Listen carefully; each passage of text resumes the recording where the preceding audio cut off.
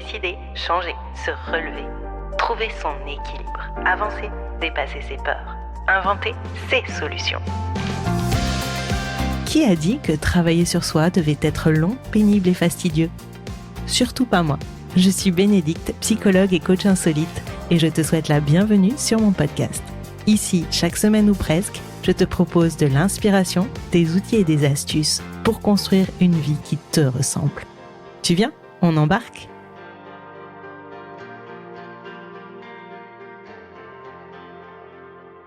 Petite parenthèse avant de démarrer cet épisode.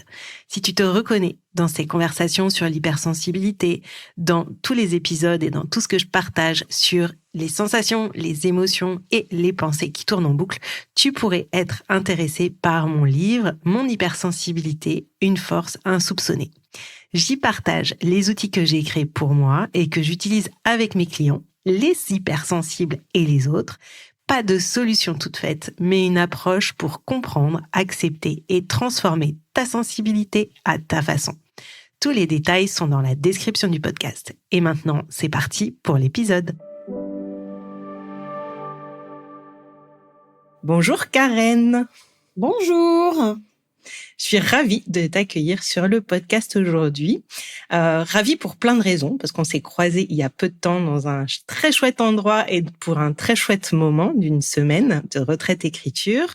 Et ravie parce que je te connaissais avant à travers tes livres que j'ai tous lus, je crois d'ailleurs, et qui sont des livres que moi... qui me font toujours du bien, qui sont à la fois légers, mais dans laquelle on a plusieurs grilles de lecture et j'aime beaucoup les lire. Donc voilà, on va pas. Tu es donc écrivaine. Je sais pas comment tu dis auteur. Les gens sont tous leur petite façon de dire les choses. On peut dire romancière, autrice, écrivaine. Voilà, moi je dis romancière en général. J'aime bien ça. Okay. Un petit côté un peu chevaleresque, tu vois. Romancière. Ouais, j'aime bien le côté. Ouais, tout à fait. Bon alors, donc tu es romancière. Depuis combien de temps d'ailleurs ? Alors, j'ai écrit et auto-édité mon premier roman en 2015. Puis ensuite, il est paru en édition traditionnelle en 2016. Et depuis, j'ai écrit 1, voire 2, voire 3 romans par an. Donc, on va dire que mon tout premier roman, en fait, c'est 10 ans cette année, puisque je l'ai publié en mars. Et donc, en mars, il a eu 10 ans. Voilà. Donc, ça fait 10 ans. D'accord. Mais tu étais déjà romancière dans l'âme ? Alors, j'étais romancière dans mes rêves.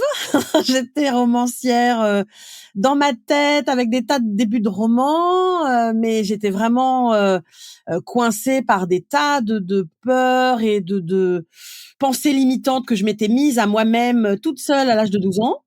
Mais j'avais très envie, depuis toute petite. Voilà, dans mon envie, je voulais être écrivain. C'était ce que je voulais faire.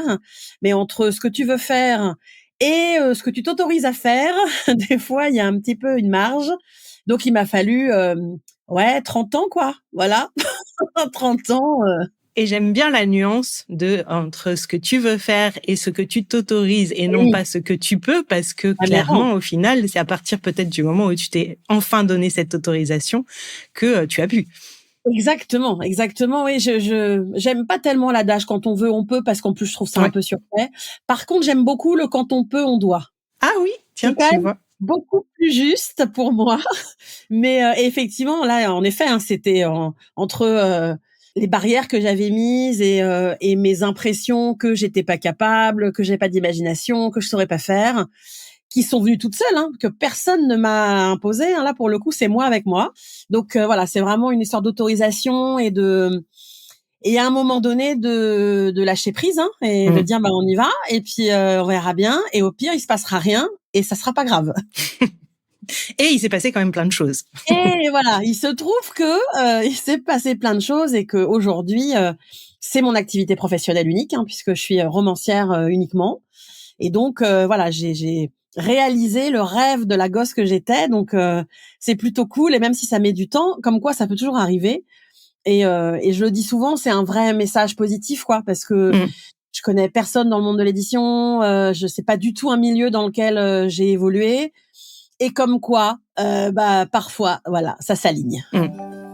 Donc, joli message d'espoir, de croire malgré tout à ses rêves et ne jamais se dire que c'est trop tard parce que finalement, ça peut arriver. Non, le c'est trop tard, c'est pas possible, ça. C'est trop, je trouve ça beaucoup trop triste. Et alors, tu écris des romans qu'on catégorise en feel good, on va dire, hein, c'est ce que c'est venu naturellement. C'est comment t'es venu parce que c'est un rapport au bonheur qui est quand même. C'est aussi pour ça que j'avais envie de t'interviewer. C'est ce fameux rapport au bonheur qu'on va développer. Mais le feel good, pour toi, c'est aussi une façon d'amener du bonheur dans la vie des gens. Alors en fait, c'est marrant parce que ce qui me vient, c'est les histoires. Et à aucun moment, quand j'ai commencé à écrire, je me suis dit tiens, je vais écrire du feel good. D'ailleurs en 2015, je pense que je sais même pas si le terme existait encore. On était vraiment aux prémices, puisque probablement que j'ai écrit mon premier roman en même temps que les tout premiers qui ont été qualifiés de romans feel good. Donc moi à l'époque, j'en avais de façon absolument pas conscience. Donc c'est pas quelque chose que j'ai choisi. C'est des histoires en fait qui me viennent. Et il se trouve que c'est des histoires qui parlent de la vie et de ma manière finalement de la voir cette vie. Et donc du coup, ça rentre bien dans ce genre-là. Mais c'est vraiment pas tu vois, je crois pas d'ailleurs qu'on se dise un matin, tiens, et si j'écrivais un polar, et si j'écrivais un fantastique, et si j'écrivais je ne sais quoi. Je pense que c'est d'abord des histoires qui viennent ou des personnages ou des lieux et puis après on travaille autour. Mais moi j'avais envie de parler de la vie, j'avais envie de parler des femmes beaucoup et en effet de toutes ces embûches qui peuvent survenir dans la vie parce qu'on a tous évidemment des trucs qui nous tombent sur la tête et de finalement comment est-ce qu'on traverse ça et comment est-ce que avec un peu de légèreté, un peu d'humour, finalement, on peut quand même parler des choses dures et tristes sans que ça soit plombant, quoi. Voilà. Donc là, pour le coup, c'est vraiment mon parti pris de romancière et narratif. Mais au départ, les histoires, elles me viennent vraiment parce que c'est la vie de tous les jours. C'est comme ça, en tout cas, que c'est venu chez moi pour mon premier. Et le point de départ de ce podcast, c'était une phrase que t'as dit quand on était ensemble à la retraite, c'est que tu dis que pour toi, le bonheur est un choix, en fait, un choix qu'on fait un peu tous les jours. Ça, c'est quelque chose qui, moi, me frappe et c'est très différent, je pense, du quand on veut, on peut, qui est si difficile. Mais est-ce que tu peux un peu développer ce que t'entends par là? Parce que je trouve que c'est hyper intéressant et que ça peut vraiment aider beaucoup de gens quand, notamment, on est dans des moments peut-être un peu plus difficiles ou quand on va bien, mais qu'on s'en rend pas compte. Comment ça t'est venu tout ça? Alors, comme tout le monde, j'ai vécu des passages pas simples, des gros passages à vide, des bons moments de bonne petite dépression. Depuis assez jeune, parce que la toute première, j'étais en première, tu vois, donc j'avais 17 ans. J'ai eu 2-3 autres passages compliqués après, donc en fait, j'ai eu l'occasion de croiser des tas de professionnels et de réfléchir sur moi, sur la vie, etc. Et en fait, un jour, à force de réaliser que je me faisais quand même vachement de mal à moi-même dans ma manière de me traiter, dans ma manière d'aborder les choses, un jour, je me suis dit mais en fait, faut que j'arrête quoi, faut que j'arrête et faut que je choisisse ce qui me fait du bien parce qu'à un moment donné, on peut choisir ce qui fait du bien. La vie vous impose des épreuves, là on n'y peut rien. Par contre, on peut choisir ce qu'on y met, ce qu'on en fait. Et ça, vraiment, j'ai vraiment cette impression de choisir, de me dire un jour, en fait, je vais choisir le positif, quoi. Je vais choisir l'optimisme, je vais choisir un peu la joie, la gaieté, et je vais le travailler. Parce qu'évidemment, entre le moment où tu le choisis, tu te dis bon, c'est bon, maintenant ça s'arrête, et ça tombe pas tout cuit comme ça. Donc après, il y a tout un travail de chaque jour. D'essayer d'identifier les choses positives, les trucs qui t'ont fait du bien, voilà. Donc ça, c'est un cheminement, mais ouais, je crois que je devais avoir, franchement, je dirais ça fait 10 ans. Tu vois, finalement, au moment où j'ai commencé à écrire, dans ces eaux-là, je faisais des tas de régimes, de tout ce que tu voulais pour perdre ce poids que j'ai depuis la naissance et je passais mon temps à me m'auto-dénigrer, à m'auto-limiter. Enfin, vraiment, c'était très, voilà. Jusqu'au jour où j'ai réalisé que ça m'avait rien empêché dans ma vie, en fait, ni de trouver un conjoint, ni d'avoir des enfants, ni de faire les études que je voulais. Enfin, et je me suis dit, mais arrête, en fait, arrête. Et c'est passé par... Alors, le blog m'a beaucoup aidé aussi. J'avais ouvert un blog avant d'écrire des romans. Je pense que j'ai déversé plein de choses là-dessus. Et j'ai souvenir d'un jour où je me suis dit, en fait, il fait beau, il fait chaud, pourquoi tu mettrais pas un short? Et je l'ai porté en ville, et c'était la première fois de ma vie que je faisais ça, porter un short en centre-ville. Et j'avais l'impression, je me disais, mais tout le monde va me regarder. En fait, je me suis rendu compte qu'absolument personne ne tournait les yeux vers moi. Je pense que les gens n'avaient absolument rien à faire de cette fille en short. Et ce jour-là, je me suis dit, mais punaise, toutes ces années où en fait tu t'es interdit des trucs et tout, alors que t'es trop bien en short et qu'il fait chaud. Et en fait, vraiment, à partir de là, je crois que je me suis dit, mais en fait, on va choisir quoi, ces trucs qui font du bien. Et il y a plein de petites choses dans la vie, en fait, qui vous font sourire, qui vous mettent du baume au cœur. Il faut juste apprendre à les identifier, quoi. Et comme tu le dis, c'est quand même un entraînement, en fait. Alors oui, ça, je pense que ça tombe pas tout cuit comme ça. Ça demande un peu de travail, ça demande de se connaître un peu, d'avoir un peu réfléchi sur soi. Mais en fait, on peut chaque jour identifier 2-3 bricoles, en fait. Mais des bricoles. Quand on demande aux gens, souvent, ce qui vous rend heureux, ils sortent des gros trucs. Tu vois, des grosses choses, parce que d'emblée ça vient. Alors genre, j'aime voir mes proches, des choses comme ça. Mais quand on leur dit non, mais des toutes petites trucs, ça peut être l'odeur du pain au chocolat quand tu passes devant une boulangerie. Ça, c'est un petit truc. Et en fait, les gens ont beaucoup plus de mal quand il faut travailler des tout petits trucs du quotidien comme ça. Or, le quotidien regorge de ça. Ça regorge de moments. Comme je sais pas moi j'adore marcher pieds nus dans l'herbe. Quand il y a un peu de rosée du matin, l'été c'est encore meilleur. Voilà, des petites choses comme ça en fait qui sont accessibles à tout le monde autour de soi et dont on peut se nourrir quoi. Mais pour ça, faut apprendre à les trouver. Oui. Quand je t'entendais parler, tu vois, j'entends vraiment, effectivement, toi, tu vois un peu ce jour où tu t'es dit, je sors en short et que c'est un peu le passage, en fait. Sauf qu'en fait, t'as cheminé profondément en amont pour arriver à ce moment-là. Il est pas arrivé comme ça du jour au lendemain. C'est pas un jour où tu t'es dit, ah oui, tiens, si j'essayais de... Non. C'est parce que t'as fait ce travail de réfléchir à qui tu es, comme tu disais, l'écriture du blog, certainement. J'ai lutté, j'ai lutté contre moi longtemps. Et jusqu'au jour où je me suis dit qu'en fait, ça servait à rien de lutter et qu'il valait mieux accepter qui on était. Et je suis quelqu'un de très anxieuse dans la vie, très hypocondriaque, etc. Et ça m'a pourri aussi plein d'aspects de ma vie. Et j'ai lutté contre cette anxiété longtemps, en voulant la faire disparaître, en voulant la supprimer, jusqu'au jour où je me suis dit que déjà ça servait à rien, parce que de toute façon c'est vain comme lutte. Et je me suis dit, il vaut mieux apprendre à gérer ces anxiétés, à les comprendre, plutôt que de lutter contre. Parce que lutter contre, c'est comme si tu voulais les occulter, or en réalité, elles sont là. Et donc finalement, quand elles arrivent, tu sais pas faire avec. Donc, j'ai plutôt appris à faire avec. Et j'ai appris à m'en servir, parce que cette anxiété-là, en fait, elle a aussi des pendants qui sont positifs et chouettes, que sont l'empathie, que sont cette sensibilité, etc., dont je me sers pour l'écriture au final, évidemment. Et donc j'ai fini par accepter qui j'étais et à me dire je suis comme ça et puis c'est tout. Et essayons d'en faire quelque chose, quoi. Voilà. Donc, mais effectivement, ça passe par des années de lutte permanente, d'en avoir marre d'être comme ça. C'est vraiment. Et je me souviens de la chanson de Cabrel, tu sais. Je t'aimais et je t'aimerais. Ouais. Moi, j'avais mis j'angoissais, j'angoisserais. Voilà, parce que à un moment donné, c'est comme ça en fait. Je suis comme ça et donc j'ai appris juste à le gérer. Et voilà.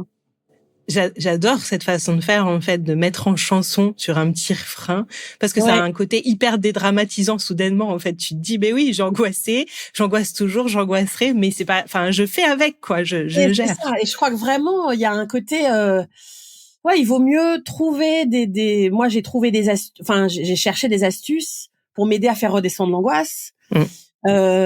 Plutôt que ne pas la faire apparaître, parce qu'en réalité ne pas la faire apparaître c'est compliqué quand t'es un peu angoissé. Alors ça se travaille, mais bon, tu peux ne pas la faire paraître, mais ça t'empêchera pas de la ressentir de toute façon. Donc je préfère moi la gérer pour qu'elle dure pas des plombes. L'accepter du coup. voilà, l'accepter, etc., plutôt que de lutter pour qu'elle n'apparaisse pas, parce qu'en réalité, de dire je vais pas angoisser, ça ne sert à rien. Donc, mais ça, c'est vrai, hein, c'est un long cheminement de travail, de connaissance de soi, de ce qui te fait du bien, de ce qui t'en fait pas, des personnes qui te tirent vers le haut, de celles qui te tirent vers le bas. Tout ça, il faut pouvoir identifier, parce qu'on a aussi dans notre entourage des fois des gens dont il faut se séparer en fait, hein, qui sont toxiques pour plein de raisons. Et il faut se choisir soi, quoi. Voilà, c'est vraiment bon, parce que c'est soi qui compte, hein. Et ces personnes toxiques, c'est pas qu'elles sont toxiques en soi, c'est qu'elles sont toxiques Non, pour nous parce que pour toi, l'interaction exactement, fait que exactement. alors, certaines personnes peuvent être vraiment toxiques, mais certaines, c'est ça qui peut être aussi difficile. Puis là, quand je disais toxique, c'est vraiment pas, c'est des gens qui ne sont pas faits pour toi, quoi.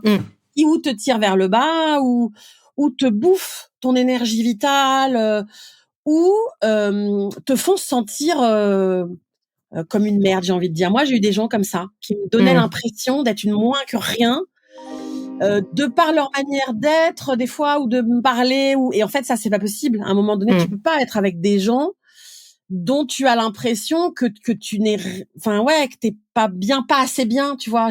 Personne n'est pas assez bien pour quelqu'un d'autre. Donc c'est horrible, toi, quand t'es avec des gens et t'as l'impression de pas être assez bien pour eux. Donc ça, toi, faut pouvoir, voilà, identifier ça et à un moment donné mettre des distances et poser des limites, ouais, tout à fait. Et puis se connaître, hein, sur sa manière d'être et avoir des petits warnings, tu vois, des petits trucs. Attention, là, tu retombes dans tes travers. Bon, voilà, mais c'est un long boulot, tu vois. 45 ans de travail, madame. Oui, et en même temps, t'en as fait quelque chose. Et oui, le travail continue, mais il continue dans plus de douceur, plus de légèreté, etc. Bah oui. Et t'as pas arrêté. C'est-à-dire que c'est pas j'ai compris, donc c'est bon et je profite et je me laisse glisser. C'est je continue à alimenter la machine. Exactement. Pas en mode je m'attaque, mais en mode je me soutiens, je suis là pour moi, je continue à me connaître et je note. Ouais, exactement. Et puis les travers, ça revient vite, hein, de toute façon, des fois. Et puis même des fois, tu vois, quand t'as des nouvelles émotions, moi j'aime bien comprendre les choses. J'aime bien, je suis quelqu'un qui aime bien savoir dans quel milieu elle évolue et quels sont les codes. Et donc quand j'ai une nouvelle émotion, eh ben je vais chercher en fait des choses dessus pour comprendre. Tu vois, moi j'évolue maintenant dans un milieu d'autrice. Et des fois, je peux être envieuse de ce qu'ont les autres et tout. Et en fait, l'envie me paraissait être un sentiment pas hyper sympa. Et donc, je suis allée creuser, évidemment, la différence entre l'envie et la jalousie, qui sont deux choses totalement différentes. Et comment est-ce que ça peut être normal dès lors que l'envie te dévalorise pas. Enfin, voilà, tout ça, en fait, ouais, je vais chercher. J'aime bien aller creuser un peu, parce que ça aide à comprendre, en fait, des fois, qu'une émotion que tu ressens, en fait, est juste totalement normale. Et qu'est-ce que t'en fais là encore de cette émotion-là, quoi. Et c'est exactement ça, c'est qu'est-ce qu'on lui fait dire et qu'est-ce qu'on va en faire derrière. Eh ben oui, c'est ça. Parce que l'émotion en elle-même, c'est physiologique, donc a priori, c'est neutre. Le ressenti peut être positif ou négatif, mais tu vois, l'envie peut être un fabuleux moteur.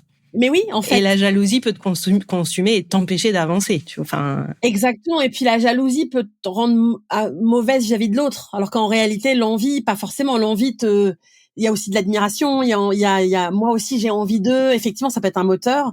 Et en fait, c'est d'identifier à partir du moment où ça tombe dans du négatif à avoir souhaité du mal à l'autre ou te dire que toi tu y arriveras jamais. Enfin voilà. Ou là, effectivement, quand tu tombes là-dedans, ça va devenir compliqué, quoi. Mais c'est vrai que ça, enfin, toi, je vais chercher. Il y a tellement de ressources disponibles maintenant pour ouais, des fois avoir 2-3 petites clés, quoi, de compréhension. Donc je vais faire des recherches, je prends des notes. Voilà, j'aime bien, ça me détend. En plus, comme on n'a plus beaucoup l'occasion d'écrire avec des stylos, donc ça c'est vraiment un travail que je fais. J'ai un cahier et je prends des notes sur voilà des recherches que je peux faire. Par exemple, j'ai fait un truc sur suis-je bordélique. Bon, j'ai fait une recherche là-dessus et j'ai découvert que le bordel et la créativité étaient totalement liés. Et que il y avait une recherche aux États-Unis. Je l'ai montré à mon homme qui lui trouve que je suis bordélique. J'ai montré, regarde, ils ont fait une recherche pour montrer que quand t'es bordélique, en fait, c'est juste trop plein d'intelligence. Bon, il m'a pas tellement cru sur cette affaire, mais il a pas le bon référentiel, hein. Il a pas le bon câblage. Exactement. Et j'avais lu, et je crois que c'est Einstein qui avait dit, mais si mon bureau avait été bien rangé, est-ce que vous croyez que j'aurais eu toutes ces idées? Voilà. Est-ce qu'il aurait eu envie de chercher, tu vois, quand c'est bordélique, ou des fois on cherche, hein, et du coup forcément ça te rend. Ouais. Donc toi, ça c'est le genre de truc que je note sur des. Après, je vais faire des recherches. Des fois c'est marrant, des fois c'est plus profond. Mais j'aime bien ça. C'est mon cahier de blabla dans lequel je vais noter des trucs dont j'ai envie de me souvenir après, d'informations quoi. Et ton cahier de blabla, là, c'est différent d'un journaling que tu pourrais avoir sur ce que tu vis au quotidien, etc. Ouais, c'est complètement différent. C'est vraiment un cahier de, tu vois, je peux noter des paroles de chansons qui vont me parler. C'est vraiment plus de la connaissance pour moi. Quand je vais, tu vois, si j'écoute un podcast et je prends des notes en fait sur le podcast ou si je regarde une vidéo YouTube et on se souvient jamais des fois, ah mais c'est quelle vidéo et qu'est-ce qu'elle avait dit. Et donc en fait c'est plutôt ça. C'est plutôt garder de la trace d'informations que j'ai entendues et qui m'intéressent quoi. Ta petite bible de connaissances à toi. C'est ça. J'ai découvert que ça s'appelle la Commonplace Book. En fait, ça porte un nom. Commonplace Book. Commonplace Book. Comme quoi tout existe déjà, en fait, de ce que tu fais. Et qui est vraiment un cahier, un journal, où tu vas noter des informations qui nourrissent, en fait, d'autres projets ou d'autres choses, et donc que tu veux pas oublier, quoi. Voilà. Et justement, tout à l'heure, quand tu parlais moi, j'aime beaucoup cette approche parce que je trouve que c'est très reflétant aussi du fait de choisir le bonheur un peu au quotidien. Quand tu dis, voilà, je suis bordélique, je suis allée chercher des infos sur le bordel et tu le tournes de façon positive. Je veux dire, tu aurais pu, alors déjà, dans les recherches que tu as fait, tu tombes sur une recherche qui te montre que c'est positif. Et voilà, et donc t'en fais quelque chose de positif. C'est-à-dire que tu aurais pu tomber sur 150 études qui disaient que ça peut être un trouble de l'organisation, que patati, que patata. J'avais un début de démence de quelque chose. Non mais voilà. Et en fait, t'ancres ça de façon positive. C'est ça, puis ça m'a fait rire quand j'ai trouvé ce truc-là. C'est évidemment que je sais très bien que oui, je suis quelqu'un de bordélique parce que j'ai plein de trucs, parce que c'est pas que j'aime pas ranger en plus, hein. C'est que j'ai beaucoup de choses et j'aime bien que tout soit en visuel. Voilà, c'est un truc qui est comme ça. Alors que j'adore organiser, tu vois, de manière très étrange. Quand on a refait mon bureau, j'ai adoré réfléchir où je mettais les trucs et tout, mais invariablement quand la vie s'y met, je sors tout et tout est là, et donc c'est ça qui fait que c'est très bordélique. Mais donc oui, c'est parce que ça me fait rire moi, tu vois. Je me dis je vais chercher un peu, j'en ai marre, je vais trouver un truc positif autour. Du coup maintenant je peux le revendiquer, tu vois, c'est vachement bien. Et ouais, exactement. Et je reviens, parce que ça fait plusieurs fois on tourne autour, mais il y a l'humour, malgré tout, le rire, cette capacité de dédramatiser finalement. Ouais, ça, alors ça, je peux pas dire que je l'ai choisi, je pense que ça fait partie de moi quand même, hein, j'ai l'impression. Et en même temps, ça se cultive quand même, je crois, mais ça s'entretient, ça s'arrose. Mais ouais, je pense que je suis comme ça, j'aime bien rigoler, ouais, donc du coup, c'est des choses qui me viennent assez naturellement, quoi, et que je mets clairement dans mes livres. Là, pour le coup, je me sers de ça à fond, l'humour, parce que je suis convaincue qu'on peut rire de tout et n'importe quand et à n'importe quel moment, et que le rire, ça fait tellement de bien, en fait. C'est-à-dire que quand t'es au fond du trou, tu peux rire d'une blague, et pendant ce temps-là, pendant cette minute pendant laquelle tu ris de cette blague, c'est comme s'il y avait de l'air, tu vois, qui se mettait, et donc ouais, j'y crois, je crois à fond à ça, et puis je suis bon public, j'aime bien rigoler de base, tu vois, quelqu'un qui fait des blagues, tout ça, je trouve que c'est un art, l'humour, c'est un art, et tu peux réussir à dérider quelqu'un en fait des fois en 3-4 mots bien placés et tout, et je trouve que c'est assez magique des fois ça, plutôt que des fois un long discours. Ouais, une petite blague bien amenée, en fait, tu dérides tout de suite le truc. C'est assez magique, hein, cet humour-là, que j'essaye de cultiver et d'arroser au quotidien. Dans tes choix, dans ce que tu fais, dans exactement le regard que tu poses sur les choses. Je pleure aussi, hein, parce que voilà, c'est comme ça. Je pleure aussi beaucoup dans les films et tout, mais et c'est aussi bien des fois de pleurer, ça décharge. Mais je sais pas, le rire, ça recharge en fait. Tu vois, voilà, si on devait tu pleures, tu te décharges, et en fait, le rire, tu recharges les batteries, quoi. Il y a un truc de positif. Et donc, l'humour, je dis souvent que c'est une arme de destruction massive, parce que vraiment, j'y crois profondément à ça. Ouais, ou de reconstruction massive aussi. De reconstruction, c'est vrai. C'est vrai.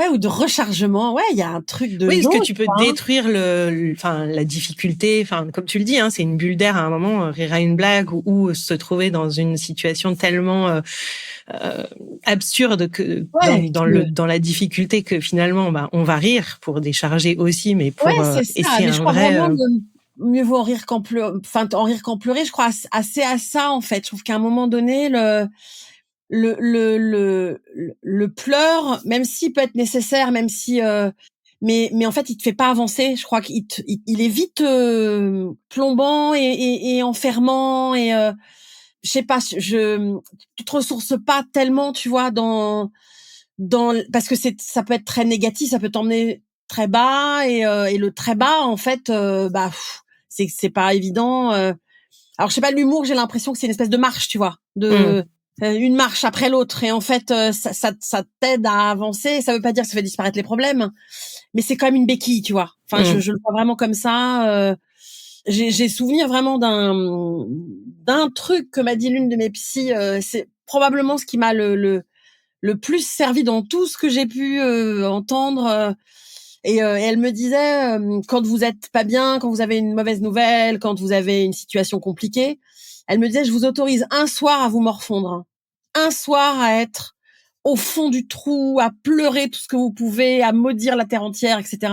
Mais elle dit, le lendemain, vous devez trouver un truc à quoi vous raccrocher, un truc pour avancer, pour positiver, etc. Et elle, en fait, et j'utilise vachement ça. C'est-à-dire que t'as le droit de t'autoriser à être, parce que c'est la vie, hein, et des fois on est vraiment au fond du truc.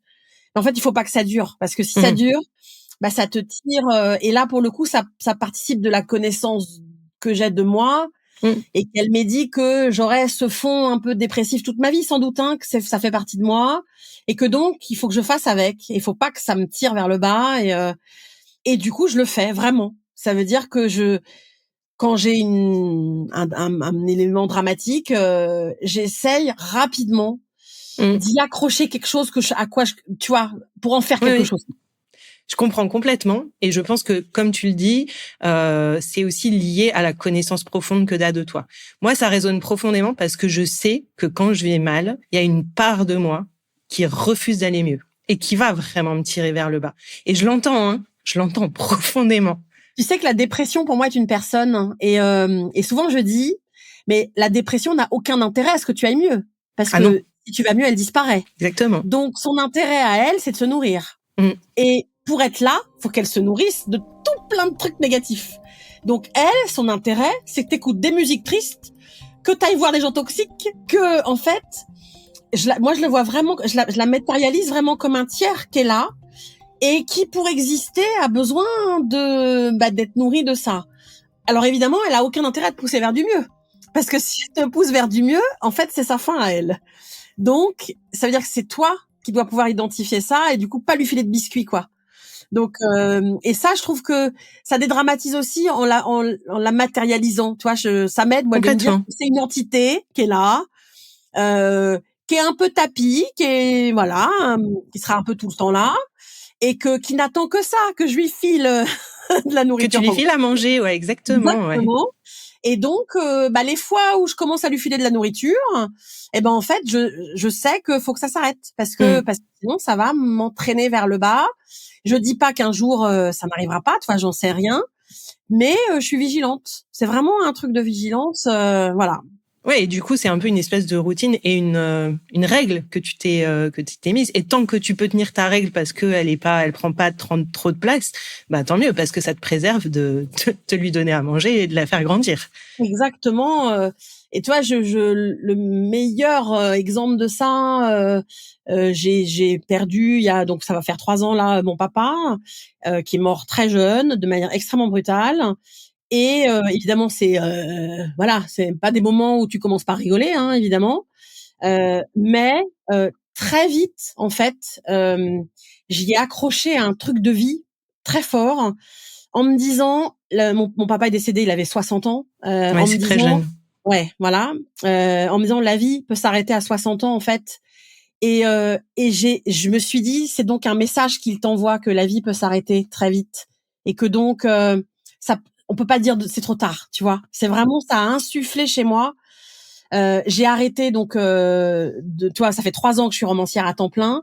Il est décédé juste avant que ma rupture conventionnelle s'arrête. Et en fait, ça aussi, je me suis dit, bah tu vois, là encore, il t'envoie un message pour te dire que t'as raison de faire ça parce que peut-être demain il peut t'arriver je sais pas quoi.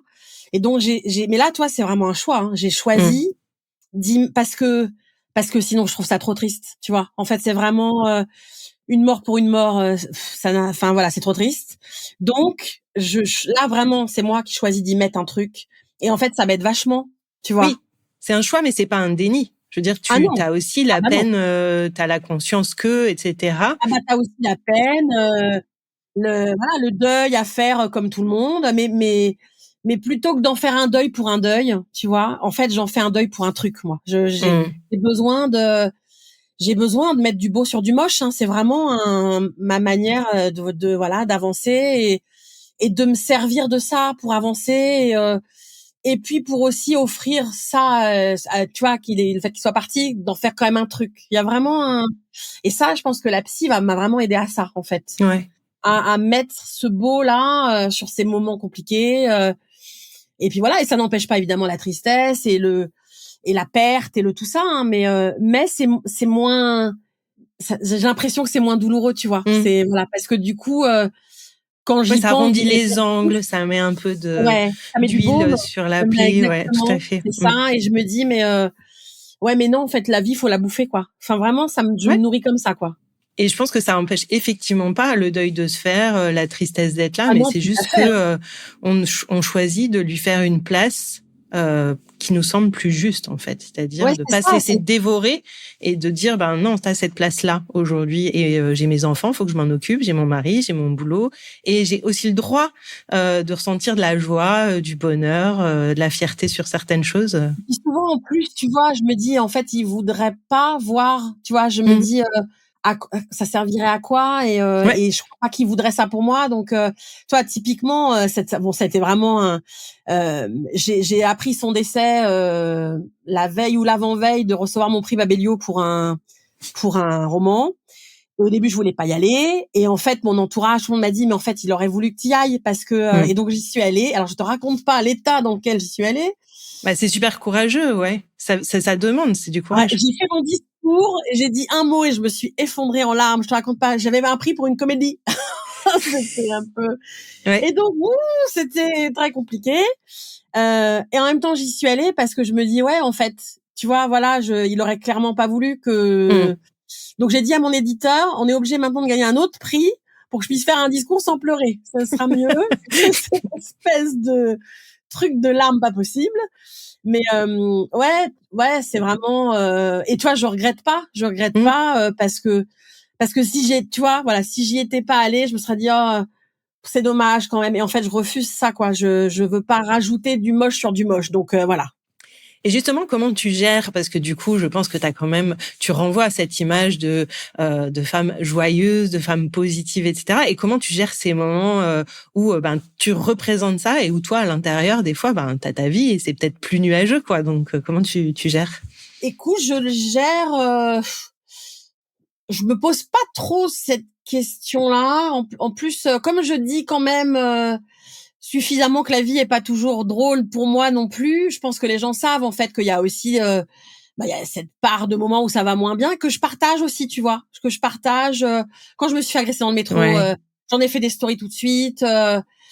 En fait, ouais, comme je partage aussi ça, je crois que les gens savent aussi qu'il y a des moments. Pour mon papa, j'ai partagé aussi.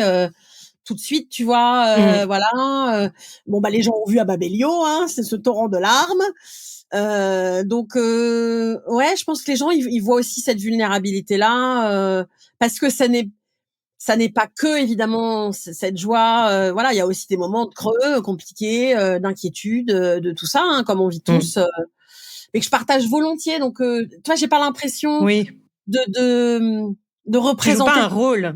Voilà, c'est ça. C'est-à-dire que quand ça va, ça va. Quand ça va pas, ça va pas. Et en même temps, ben, tu réincarnes le truc. C'est, je vous partage. Ouais, Donc, c'est la vraie vie, tu vois. autorisez-moi à peut-être être pas bien pendant 2-3 jours ou à peut-être C'est être ça. moins là et je vais revenir parce que je sais que je vais revenir, en fait. Oui, je pense que c'est ça, tu vois. comme je suis, je prône vraiment cette histoire de vraie vie. J'ai posté des photos de moi, les cheveux totalement en pétard, au lever du lit, en disant, voyez, la vraie vie dans la glace, c'est ça aussi. Voilà. Donc du coup, effectivement, le jour où vraiment, je dirais, là, voilà, c'est pas la joie, mais ça va revenir. Et puis j'ai j'ai des filtres sur Instagram. J'ai une que tu dois connaître qui déforme ma tête. Oui. Et j'aime dont bien. je peux me servir, tu vois. Je me sers de ça. Après, je le vois, je suis très fière qu'on me dise. Un jour, j'ai une copine qui m'a dit que j'étais un distributeur de bonne humeur. Et moi, je trouve que c'est un merveilleux compliment, qu'on puisse me faire. Quand on me dit merci pour photo en maillot de bain, etc.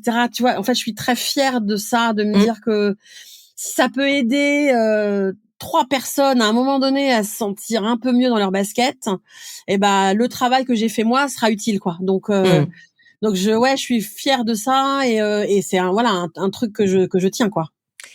Et je veux revenir sur un truc qu'on a dit il y a un bon moment en haut là-haut dans le podcast. Tu parlais justement de cette odeur de pain au chocolat, de j'adore marcher pieds nus dans l'herbe, etc. Et puis à un moment, tu as parlé aussi de ta sensibilité.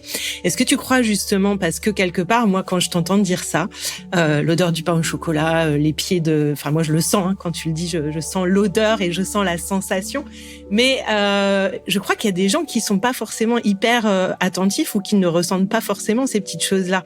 C'est aussi notre sensibilité et notre hypersensibilité qui sont une vraie porte vers ces sensations géniales de la vie, quoi. Et ça, est-ce que tu peux nous en parler? Parce que tu vois, très souvent, l'hypersensibilité, on le voit comme un truc qui te pèse parce que t'es trop dans les émotions, trop dans les sensations. Mais tu peux être super dans les sensations, celle-ci, quoi. En fait, alors évidemment que c'est pareil à gérer dans la vie de tous les jours. Cette hypersensibilité, ça n'est pas facile. Mais on n'y peut rien. Enfin, là encore, on lutte pas contre ça. On est comme ça, donc c'est comme ça. Donc en fait, là encore, j'apprends à en faire quelque chose parce que moi, je trouve ça merveilleux de pouvoir m'émerveiller sur des bricoles ou m'enthousiasmer. Moi, je suis quelqu'un d'hyper enthousiaste et en fait, je trouve ça merveilleux de pouvoir m'enthousiasmer sur un papillon. Je sais pas, il y a un truc. Donc après, je pense que vraiment, il y a des vrais exercices. Quand à la fin de chaque journée, tu prends le temps d'identifier 3 bricoles, à force en fait de faire ça, ou de faire des exercices de gratitude, qu'est-ce qui te rend reconnaissant et des fois, c'est un truc, ça peut être tout bête en fait. Je suis reconnaissant. Je sais pas moi, d'avoir trouvé un trèfle à 4 feuilles. Enfin, tu vois, ça peut être rien des fois. C'est génial de trouver un trèfle à 4 feuilles. Déjà, il y en a pas beaucoup. Mais ça, c'est vraiment là pour le coup, je pense que c'est vraiment des exercices à faire. Quoi. Faut vraiment s'y tenir. Et l'exercice ne peut pas être en ne pas, parce que les gens ont tendance à dire je n'ai pas pleuré aujourd'hui, c'est positif. Alors non, ça, ne pas pleurer, il y a pas de négation. Et on apprend. Et moi, des trucs tout bêtes. Quand on regarde Fort Boyard et que je trouve l'énigme du père Fouras, ça me met en joie, tu vois. C'est des trucs, c'est tout con quand même, c'est tout bête, mais quand tu cherches pendant des heures, tu sais, t'as entendu une voix et tu te dis je l'ai entendu dans un autre film, mais dans quel film c'était? Et que d'un coup, t'as la réponse. Tu vois, ça, moi, ça me fait ma journée. C'est vraiment des petits trucs, quoi, de rien du tout, mais que j'apprends, que t'apprends à identifier, quoi. À identifier. Et comme quoi, le bonheur tient à un fil, mais dans le bon sens du terme. Mais c'est-à-dire qu'il suffit d'un rien. Mais d'un rien, d'un sourire dans la rue, d'une dame que t'as aidé à faire un truc, et je sais pas, t'as fait des tas de... je sais. Enfin, vraiment, je trouve que la vie regorge de petites bricoles qui forcément te nourrissent de vie, quoi. Oui, mais en fait, elle en regorge. Mais encore faut-il les voir, tu vois. Et encore faut-il faire ce que tu fais, apprendre à les voir déjà, parce que de toute façon, c'est aussi comment en fait on va focaliser notre attention. Et comme tu le dis, c'est une éducation, c'est-à-dire que plus tu vas habituer ton cerveau à lui dire ça c'était chouette, ça c'était chouette, ça c'était chouette, plus il va le voir. Ouais, exactement. Et après, il les voit tout seul, Exactement.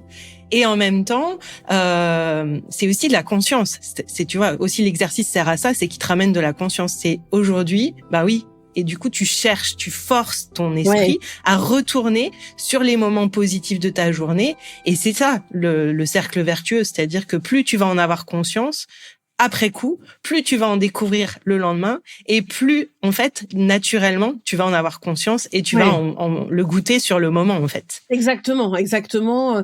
Moi, je crois aussi beaucoup le ici et maintenant. J'écris ça beaucoup souvent dans mes carnets, ici et maintenant. Parce qu'en fait, le passé, c'est fini, le futur, t'en connais rien. La seule chose dont tu sois sûr, c'est ce que tu vis à l'instant présent. Et ça aussi, ça te ramène à quelque chose de très terrien, je trouve, à très, très, très ancré dans la terre, les pieds bien dans le sol. Et là, tu regardes autour de toi. Je trouve, moi, j'aime beaucoup ça ici et maintenant. J'aime la spontanéité, j'aime les trucs pas prévus. Parce qu'en réalité, la vie, c'est le moment là, et demain, t'en sais rien. Ça se trouve, demain, j'aurai 42 fièvres et je vais avoir prévu un truc et je pourrais pas y aller parce que je suis malade. Donc, j'aime aussi beaucoup ça, cet ancrage-là, dans ce moment présent-là, que je trouve hyper important. J'ai des copines qui font des plans à 10 ans, et c'est tendu, tout ça. Et j'ai envie de dire, mais mets du mou, souvent mets du mou dans la corde. C'est tellement tendu de projection, dans 5 ans, faudrait que je sois là, Et en fait, je dis, mais la seule chose dont tu sois sûr, c'est là où t'es maintenant, en fait, hein. Et je trouve ça triste, tu vois, de se dire des fois, je profite pas de plus tard, tu te dis, bah, si j'avais su, j'en aurais profité. C'est horrible, en fait. Je sais pas, moi, je profite à fond du moment et ça n'empêche pas de rêver et de se dire j'aimerais ci, j'aimerais ça, et de l'avoir un peu en ligne de mire. Mais si ton plan enlève le présent. Ah oui, c'est ça. Alors que les bonheurs, ils sont maintenant, tu vois. C'est vraiment, en tout cas, maintenant, on en est sûr. Ceux qu'on projette pour demain, ils sont... On n'en est pas sûr. Et puis, je trouve ça... tu vois, moi, j'ai des enfants et ça passe vite. Ça passe vite, très vite. Ils grandissent vite. Et en fait, j'ai pas envie d'être dans une nostalgie permanente, de me dire mais si j'avais su quand ils avaient 4 ans, j'en aurais tellement plus profité. J'essaye de profiter et sans doute que plus tard, je me dirais mais c'est pas grave, tu vois. J'essaye de profiter de l'instant et de pas être dans cette nostalgie. Tu vois, on peut être nostalgique, mais moi, tu vois, quand je regarde les photos, c'est plutôt ça me fait rire, tout c'est positif et tout. En fait, je trouve que ce qu'on vit là maintenant, c'est vachement chouette. Enfin, je sais pas, je trouve que c'est... Ouais, t'es pas dans la nostalgie, t'es dans j'ai vécu ça et c'était chouette et maintenant je fais autre chose et c'est aussi chouette, Cet instant présent, je pense qu'il faut cultiver ça. Et tu vois, j'ai des trucs, enfin, faut apprendre, je crois aussi à être avec soi en faisant rien. Tu vois, il y a regarder les nuages et voir quelle forme ils ont. Enfin, tu vois, moi, c'est un truc que j'adore faire ça. Ça n'a aucun intérêt, ça ne produit rien du tout. Mais dans ces instants-là, t'es seul avec toi et faut arrêter de remplir. Et tu vois, enfin, vraiment, ça aussi, c'est des choses importantes. Et tout le monde n'est pas facilement avec soi tout seul, hein. C'est compliqué des fois, hein, d'être. Non, je crois que c'est très très compliqué d'être avec soi tout seul. Alors qu'en fait, c'est vachement important ces moments-là de soi pour soi, avec soi. Enfin voilà, je cultive aussi ça, mais c'est des petites, là encore, hein, à force de tout ce travail, d'identifier un peu, ce temps pour soi. Des fois, c'est vachement, et des fois à faire rien. Moi, j'arrête pas de dire à mes enfants, ennuyez-vous, c'est formidable. L'ennui, c'est en fait, c'est là où ton cerveau il divague, il pense à des trucs, sinon il n'a pas la place de ça. Donc, Ben non, c'est un espace pour lui, ouais, exactement. Et tu vois, j'avais noté une question et je crois que, je vais quand même te demander ton avis, mais j'ai l'impression que la réponse est double. Mais j'avais noté, est-ce que tu crois que le bonheur, c'est une question d'attitude ou d'action? Alors, ça y participe en tout cas, c'est sûr. C'est sûr que la vie te fait quand même des coups, hein, tu vois. Hein, évidemment que ça, c'est pas parce que tu prônes le bonheur que tu perds pas ton père à 60 ans, tu vois. Ça, évidemment, voilà.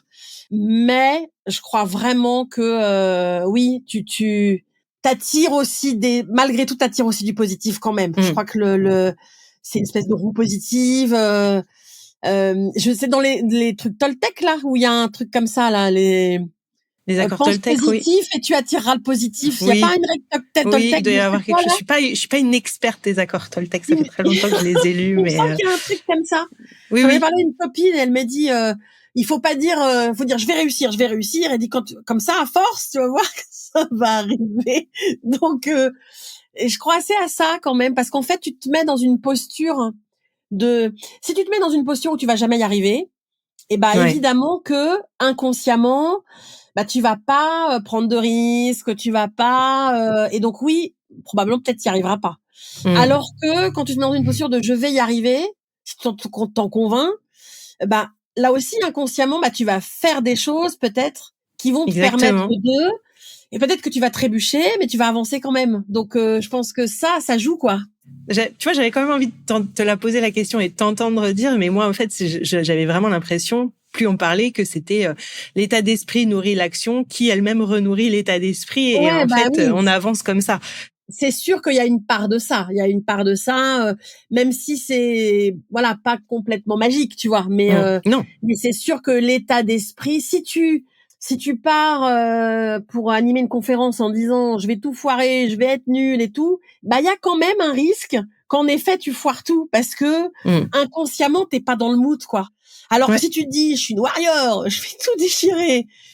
Et bah, je sais pas, il y a aussi une part de physiologie, d'adrénaline qui monte, qui nourrit et le truc et tout, et qui fait que peut-être ça sera pas extraordinaire, mais ça sera mieux que si tu étais allé négativement. Je pense qu'il y a une part de ça quand même, quoi. Et en même temps, quand je t'entends parler, moi, je me dis que les jours où t'as pas l'état d'esprit, parce qu'il y a des jours où c'est comme ça, où c'est plus dur, en fait, toutes les actions que t'as pu avoir te donnent des guides pour te dire, OK, je suis pas dans le mood, mais je vais essayer ça, parce que je sais que ça a déjà marché. Exactement. Je pense que les trucs, les tips et tout, c'est évident que c'est utile, ça.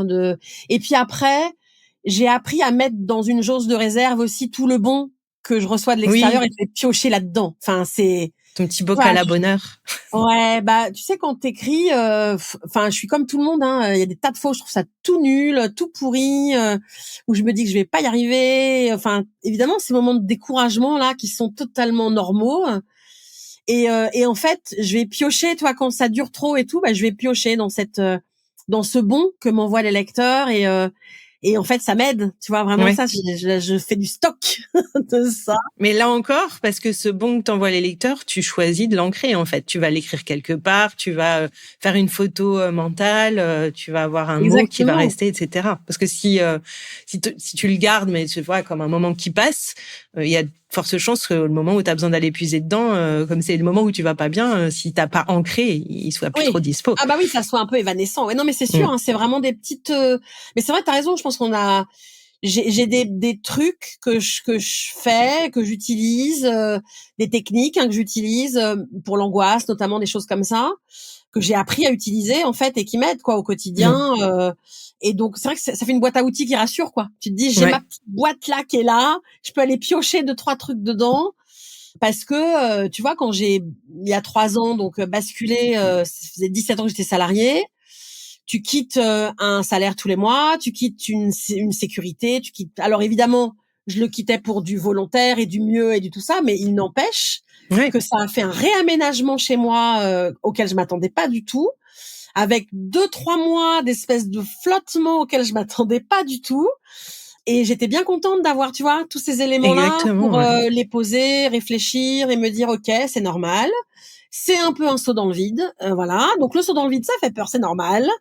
Et donc en fait de pouvoir mentaliser un peu tout ça, mettre des mots, mais je m'y attendais vraiment pas, tu vois. Ça, comme quoi la vie tous les jours t'apprend des trucs, hein. Sur ça a été une période vraiment très étrange de waouh, tu vois, vraiment de vertige. Souvent je dis ça. Face au vide, hein, tu sais, face au vide, comme tu disais, et t'as fait de l'espace. Et ton cerveau, il dit ouh. Le changement de carrière et tout ça, même si c'est voulu, attendu et tout, il n'empêche que c'est des réaménagements mentaux qui sont pas simples à faire. Et des réaménagements de vie, c'est-à-dire, tu vois, t'as pu ces moments qui te cadrent de être au boulot, allumer ton ordi, te connecter, faire ci, faire ça. Il faut que tu recrées finalement. Ah bah c'est ça. Non mais c'est exactement ça. C'est à la fois une effervescence de nouveau, d'enthousiasme et tout, et en même temps un vertige de rien parce qu'il faut tout créer. Donc c'est très paradoxal ces moments-là. Et effectivement, c'est là où je suis contente d'avoir des trucs pour que le vertige, tu vois, soit pas paralysant quoi, que ça soit pas complètement voilà et ça, à part se connaître, hein, vraiment, je pense que c'est un vrai. Enfin, s'il y a un truc que chacun peut faire pour soi dans la vie, c'est ça, c'est d'apprendre à se connaître et de le faire sans faux semblant.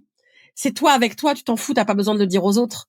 Mais il faut être pas mal honnête avec soi-même parce que voilà, on a tous des défauts qu'on n'a pas envie forcément que les gens sachent. Le principal, c'est soit d'être lucide avec soi-même. Et ça, voilà, c'est un petit temps de travail, hein, mais ça aide quand même de savoir qui on est, comment on fonctionne, voilà. Ça peut être notre mot de la fin, savoir qui on est, comment on fonctionne. Est-ce que toi, du coup, t'aurais juste peut-être un petit truc, un petit astuce à donner pour peut-être commencer ou continuer à dire, j'ai envie de mieux me connaître, de me mettre un peu face à moi-même et d'accepter, ou en tout cas, même si j'accepte pas, mais juste un tout petit truc, c'est l'écriture, c'est quoi? Ouais, alors je quoi? pense que l'écriture, c'est le journaling pour le coup, évidemment, Ouais. c'est un outil hyper efficace. Alors en plus on peut raconter ses journées, mais il y a des gens qui vont dire mais moi j'ai rien à raconter de mes journées. En fait, il y a plein sur internet, il y a plein de ressources de questions qu'on peut se poser, des petites questions, hein, tu vois, qu'est-ce qui vous fait vibrer dans la vie, de quoi avez-vous peur, enfin tu vois, des fois des petites questions, oui. Et effectivement écrire des fois ça peut aider, ce genre de choses pour ou se mettre tu vois, 2-3... moi, j'aime bien les objectifs des petits trucs. J'aime bien la théorie des petits pas. Je trouve que c'est quand même hyper... plutôt que les gros objectifs. Et scientifiquement, elle fait sens. Hein, donc, oui, non, mais tu vois, plutôt que de dire, alors demain, je vais être une méga star. Mais un petit truc d'identifier, tu vois, des petites envies qu'on a et sur lesquelles on va pas. Et donc, pourquoi on n'y va pas. Et des petits trucs, des petites victoires. Et en fait, ça... au moins on est sûr de réussir à en avoir une et c'est tellement nourrissant, tu vois, donc ça peut être ça aussi, tu vois, de te mettre 2-3 petits, pas des challenges, mais des petits trucs que t'aurais envie de faire et sur lesquels tu vas pas trop gros, qui nécessitent pas tu vois, un budget que t'as pas, parce que là c'est compliqué, hein, mais parfois, franchement, des fois il y a des gens, j'entends, et en fait c'est tellement pas grand chose. Et ça les freine quand même. Et donc, alors que, c'est des fois juste un tout petit pas, quoi, à faire. Donc, et ça. Comme ton histoire de short, finalement, tu vois, mais ça oui, peut être ça et ça peut être. Exactement, ce short-là, il était dans mon placard. Tu vois, c'était juste à un moment donné un lâcher prise, de dire ok, j'y vais quand même, quoi. Et je trouve que le corps, parce qu'on a aussi beaucoup évidemment de complexes, beaucoup les femmes, hein, quand même, par rapport à ça. Ce travail-là, alors le maillot de bain, pourquoi est-ce que je mets des photos en maillot de bain? C'est parce que s'il y a bien une tenue qui est très compliquée pour les femmes, parce que tu caches pas grand-chose, hein, quand t'es en maillot de bain. Et quand une copine me dit tu vois, j'avais un paréo et je l'ai enlevé, je trouve ça, c'est un bonheur, je trouve ça magique de dire et c'est un tout petit truc, quoi. J'avais un paréo et je le mets plus, voilà. Donc ça, donc je pense qu'on peut se faire des petits... Et puis alors lister ces 3 bonheurs du jour, ça vraiment c'est il y a pas plus efficace que ça, hein. Vraiment, et ça prend 4 minutes 30, hein. On peut pas dire j'ai pas le temps. Et si on trouve pas, on note un truc même un peu et on en note que semi-moisi et puis le lendemain il y en aura un, voilà. Au pire. Exactement. Et du coup et en fait, ça entraîne ce que tu disais tout à l'heure, ça entraîne vraiment le cerveau à choper, à identifier, parce que tout est là, juste il faut apprendre à le choper. Exactement. Donc et à force, en fait, on va avoir, ça peut être j'ai entendu rire un bébé dans un bus. Et ça, en fait, le rire d'un bébé, il y a quand même... Enfin, est-ce qu'il y a plus beau au monde que ça? Que le rire d'un bébé. Ou quand même un chat qui tombe d'une armoire, qui essaye de sauter et qui n'arrive pas à sauter. Ça, quand même, en termes de... Voilà, moi, ça peut me faire la journée, hein. Je te jure, ces images-là... des fois, c'est tellement rien. C'est un mot, c'est un truc, une couleur. Un mot, un geste, exactement. Ouais. Une couleur sur un mur, d'avoir vu un visage sur une tu sais, il y a des gens qui cherchent des visages dans la ville, des objets qui forment des visages et tout, d'avoir vu tiens, regarde, on dirait un visage. Ça, des fois, rien que ça. Et ça, c'est un super exercice. Et c'est Mel Robbins, qui est une conférencière beaucoup sur le bonheur. Elle dit, elle veut voir des cœurs tous les jours. Et en fait, elle a entraîné son cerveau et maintenant, en fait, elle voit des cœurs tous les jours. Une feuille, un nuage, et puis des vrais cœurs sur un menu, sur un machin, que vraisemblablement, elle n'aurait pas vu. Et au final, c'est juste la preuve que quand on programme son cerveau à voir quelque chose, on va finir, il va finir par le faire de lui-même.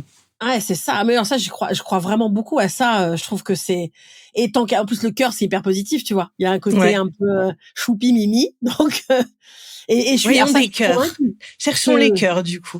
ah ouais, mais là, et effectivement, je pense qu'il y en a partout. Et puis Ouais. même là où les autres n'en verront pas, si toi t'en vois un, Exactement. Les c'est le galets sur la principal. plage, tout Mais ça, ouais. oui, oui. Non, Les mais cailloux. ça peut être tellement.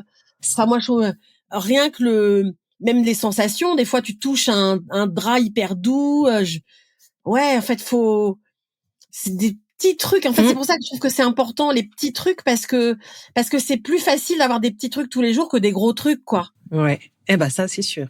Le craquement de la baguette de pain Mais oui, frais, toutes le ces petites croûton choses. que tu manges quand tu sors de la boulangerie, tu vois, des C'est sans trucs. fin. Donc, en fait, tu vois, Ah mais quand on ouais, commence à appuyer, et peut-être, s'ils y arrivent pas, bah, c'est de le faire avec une copine ou de le faire avec son conjoint et de dire, tiens, on se challenge et toi, t'as trouvé quoi? Et exactement. sur le troisième, si on l'a pas, c'est dire, bah, je suis tellement heureux d'avoir déjà réussi à en mettre 3 et donc, du coup, Ouais. d'en mettre 2 et du coup, j'en ai 3 et c'est parfait. Je pense que c'est un vrai exercice qu'on peut faire avec ses enfants en famille, hein. Ouais, C'est un aussi, vrai ouais. truc parce que pour les enfants, c'est pas simple aussi non plus pour eux d'identifier et dans des moments où ils sont pas forcément bien, c'est pareil, c'est un vrai exercice je l'avais mis dans un de mes romans. La maman, elle Mm. fait à son petit garçon à la fin de la journée, ils ont ce rituel là Ouais. et elle lui dit bah alors dis-moi quelle est la chose la plus merveilleuse qui t'est arrivée aujourd'hui, et donc en fait il travaille là-dessus.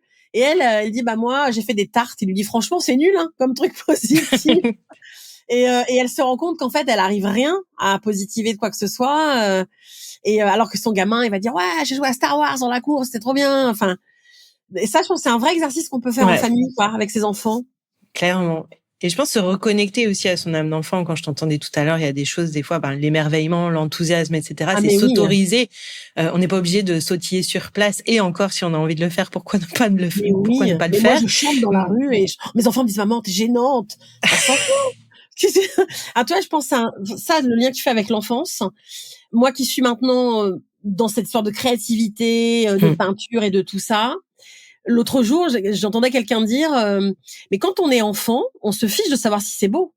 Mm. On fait des traits, on colle des gommettes, et en fait, on se préoccupe pas de savoir si c'est beau ou si c'est moche. On a créé un truc et de soi, c'est beau pour un gamin. Et ça, on a tellement perdu ça. C'est-à-dire quand t'es Ouais. adulte, comme on t'a dit bah non, c'est moche, il y a des règles. Bah quand tu dessines une fleur, bah il faudrait que ça soit la fleur parfaite qui correspond à l'esthétisme des fleurs et tout. Et du coup, t'oses pas parce que tu te dis mais en fait je sais pas faire. Alors qu'en réalité, quand on est enfant, est-ce qu'on se pose ce genre de questions? Non. On Non, on est dans le dessine, on plaisir de colorie, faire, on pas dans le résultat. crabouille Voilà. et on fait juste un truc quoi. Et ça, moi je trouve ça trop triste qu'on ait perdu ça en fait. Quand tu deviens adulte, c'est comme si il fallait des compétences obligatoirement pour faire des choses, alors que mettre 3 bouts de couleur sur une page, tout le monde peut encore le faire, quoi. Mais on a perdu ce lâcher prise là Mm. et cette notion de ça peut être juste ce que c'est. Tu Faire pour vois? faire, ouais, ou Ouais, peu importe. Ouais. faire pour faire. Et je trouve que les enfants, pour ça, en fait, alors c'est à cause des adultes. Hein. Clairement, l'enfant, il le perd pas tout seul. Hein. Je Mm. pense que Bah oui, parce qu'on lui dit, c'est bah beau, oui, c'est pas c'est beau, c'est moche, bien, c'est voilà. pas bien. Ah Ah, là, t'as tu dépassé devrais les peut-être, traits. etc. Mm. Ah bah là, moi j'ai souvenir, mon fils, il adorait colorier jusqu'au jour où quelqu'un lui a dit, bah non, mais tu dépasses t'as dépassé, et en fait, ça l'a bloqué, il a plus jamais voulu colorier. Oh, punaise. Et je trouvais trouver ça, mais, et alors, si ça dépasse qu'est-ce qu'on s'en fout quand même, on est pas dans un cadre scolaire où il fallait respecter une règle, on était dans un cadre, et bah, franchement, ça l'a complètement, Mm. et voilà. Donc, en fait, tu te Donc, dis, donc, ça y est, l'enfance s'arrête là, ce voilà. jour-là. Impression de colorier dans les cases ou hors des cases en fonction de ce qui nous fait Et plaisir. pourquoi t'as fait une pomme bleue? Les pommes, c'est vert. Mais, et alors? Si je veux faire Moi, j'ai des envie de la pommes voir bleue. bleues. Non, mais tu vois, il y a un côté, et en fait, je trouve que l'art journal, l'art thérapie, tous ces trucs-là, qui font tellement de bien, en plus, en réalité, et ben, ça nous reconnecte Mm. à ce truc d'enfance qu'on a, où on fait sans se préoccuper de qui que ce soit, quoi. Donc, si on doit résumer, 3 petits bonheurs, quitte à s'entraîner avec ses enfants, sa meilleure Ouais. copine, son conjoint, etc. Et son âme d'enfant, on s'en fout si la pomme elle est bleue Ouais. et si on a dépassé des Et limites. un petit challenge qu'on se met, un petit objectif Ouais. d'un truc qu'on a envie, Et après, on se félicite quand on y est arrivé, parce que se récompenser aussi et se dire que là, on est quand même, c'est chouette ce qu'on a réussi à faire. Je crois que se congratuler, c'est quand même, quand on dit on n'est jamais mieux servi que par soi-même, c'est assez vrai des fois. Hein. Je pense qu'il faut savoir se féliciter et s'envoyer du bon et des fleurs et voilà, parce que ça aussi, ça nourrit. Et ben, moi, je trouve que notre podcast, il est génial. Exactement. Non, mais c'est franchement, je le dis en riant, mais je le dis avec mon cœur parce que je pense qu'il y a des milliers de graines que chacun peut venir chercher et planter celle qui lui convient. Donc, je te remercie du fond du cœur. Ça fera partie de ma liste de très, très belles choses de la journée et même de la semaine. Donc, merci du fond du cœur, Karen, pour ta générosité, ta bonne humeur et tout le reste parce que ça fait chaud au cœur. Merci pour l'invitation. Voilà, moi je suis toujours partante pour essayer de mettre du bon. Et ben continuons parce que je crois que le monde en a vraiment besoin. Tu m'étonnes. Moi souvent je dis je suis dans mon monde des bisounours et j'y suis bien. Je ne me ramenais pas dans ce monde-là où il n'était pas fait pour moi. Ouais. Parce qu'effectivement la vie des fois c'est suffisamment dur quoi. Donc il y a pas besoin de rajouter voilà. Non. Donc restons de les bisounours. Toi j'ai derrière moi, je sais pas si tu vois. J'ai vu le petit chien là. Oui, je l'adore. Je l'ai aperçu. Là. Alors, c'est pas un chien, c'est un avocat. C'est quoi? Un avocat, c'est un Jellycat. Ah oui. Et oui. mon ami dit à quoi ça sert? Mais je dis on s'en fout, c'est trop mignon. Ça sert à rien. Comme c'est en podcast, on le voit pas, mais donc c'est un petit avocat avec son noyau en peluche que moi je voyais derrière toi sur l'étagère et qui m'avait de loin. Je croyais que c'était un petit chien, mais ouais. Ça me fait, tu vois, des trucs comme ça là encore qui te ramène à ces trucs d'enfance c'est trop mignon et tout. Ben, en fait, le doudou, le truc un peu réconfortant. Un peu cocoon, un peu tout ça, voilà. Donc ça, j'ai oublié qu'on était en podcast, qu'on ne verrait pas. Voilà. Mais c'est pas grave, on décrit. Et puis l'avocat Jellycat pour tous ceux qui ont envie de voir ce qui est sur l'étagère de Karen. Il y a des petits trucs... qui porte-clés, mais oui, voilà. Des trousses. Moi, j'ai des trousses qui sont pleines de couleurs, là, un peu arc-en-ciel, et ça me fait du bien de les voir. Parce que comme toi, t'as des bracelets, là, toutes les couleurs, voilà. Exactement. Je pensais vraiment des fois la couleur, tous ces trucs-là. Enfin voilà, c'est des petits tips. Hein, faut. Ouais. Et on commence par simple, et il y a pas besoin de faire des trucs compliqués, ouais. Ah non, ouais. Alors là, clairement, il y a vraiment pas besoin de. Même une musique, hein, comme tu disais tout à l'heure, la musique. Hein. Ouais. Moi, j'adore danser dans ma cuisine et chanter à tue-tête. Je veux dire, ça, c'est des trucs qui me font un bien fou. Et t'es tout seul chez toi, mets une musique à fond et danse tout seul et tu vas voir, au bout de 10 minutes, bah tu seras vachement mieux. Complètement. Merci Karen pour toutes ces pépites. Et puis, à très vite avec ton avocat alors. Mais oui. Bye bye. Bye.